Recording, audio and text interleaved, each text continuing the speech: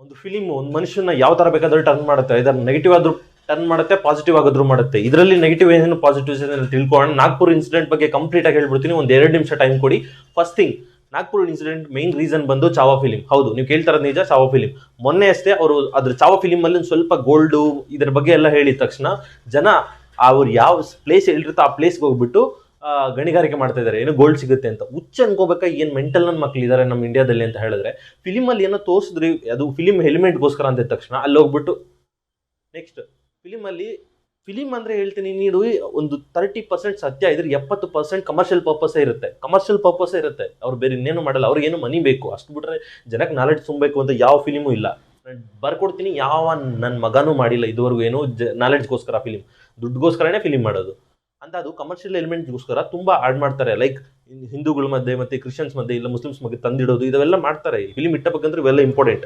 ಅದೇ ತರನೇ ಟಾಂಬ್ 1707ರಲ್ಲಿ ಕಟ್ಟಿರೋದು ಔರಂಗಜೇಬು, ಇದನ್ನ ಅವ್ರಿಗೂ ಒಂಥರ ಪವಿತ್ರವಾದ ಪ್ಲೇಸೇ ಅದು. ನಾನು ಒಬ್ಬ ಹಿಂದೂ ಹೇಳ್ತಾ ಇದ್ದೀನಿ, ಈಗ ನಮ್ಮ ಪ್ಲೇಸಲ್ಲಿ ಕಾಂಟ್ರವರ್ಸಿ ಆದ್ರೂ ಪರವಾಗಿಲ್ಲ, ನಮ್ಮ ಪ್ಲೇಸಲ್ಲಿ ಒಂದು ಮಸೀದಿ ಕಟ್ಟಿದ್ದಾರೆ ಅಂತ ಹೇಳ್ಬಿಟ್ಟು ರಾಮ ಮಂದಿರ ಕಟ್ಕೊಂಡು ಬೀತಾನೆ. ಅದೇ ತರ ಅವ್ರಿಗೂ ಏನೋ ಒಂದು ಕಟ್ಟಿದ್ದಾರೆ. ಅವ್ರಿಗೂ ಇಫ್ ಇನ್ ಕೇಸ್ ಔರಂಗಜೇಬ್ ಎಷ್ಟೇ ಕೆಟ್ಟವನಾಗಿರ್ಬೋದು, ಎಷ್ಟೇ ಕಚಡ ನಮಗ ಆಗಿರ್ಬೋದು, ನಮ್ಮ ಹಿಂದೂಗಳಿಗೆ ಕಾಟನೆ ಕೊಟ್ಟಿರ್ಬೋದು, ಬಟ್ ಆ ಪ್ಲೇಸ್ ಅವ್ರದ್ದು. ಅದನ್ನೇನಕ್ಕೆ ನಾವು ನಾಶ ಮಾಡಬೇಕು?